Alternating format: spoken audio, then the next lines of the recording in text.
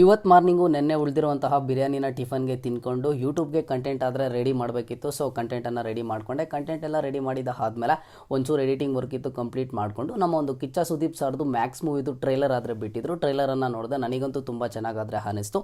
ನೀವು ಟ್ರೈಲರನ್ನು ನೋಡಿದ್ರೆ ನಿಮ್ಮ ಒಂದು ಒಪಿನಿಯನ್ ಏನಿದೆ ಅಂತ ಹೇಳಿಬಿಟ್ಟು ಕಮೆಂಟ್ ಬಾಕ್ಸ್ ಮೂಲಕ ತಿಳಿಸ್ಕೊಡಿ. ಆ್ಯಂಡ್ ಹಾಗೇನು ಅದರಲ್ಲಿ ನಮ್ಮ ಒಂದು ಉಗ್ರ ಮಂಜು ಸರ್ ಅವರಾದರೆ ಇದ್ದಾರೆ, ಕೋಲಾರ್ ಅವರು. ಅದನ್ನು ನೋಡಿ ನನಗಂತೂ ತುಂಬಾ ಖುಷಿ ಆಯಿತು. ಮತ್ತು ನನ್ನ ಫ್ರೆಂಡು ಅವ್ರ ಅಂಗಡಿಗೆ ಒಂದು ಲೋಗೋ ಆದರೆ ಬೇಕು ಅಂತ ಅಂದರು. ಸೊ ಅದನ್ನು ಒಂಚೂರು ಸ್ವಲ್ಪ ಹೊತ್ತು ಡಿಸೈನ್ ಆದರೆ ಮಾಡಿದೆ. ಅದಾದಮೇಲೆ ನೆಕ್ಸ್ಟು ಕೋಲಾರಿಗೆ ಹೊರಟೆ.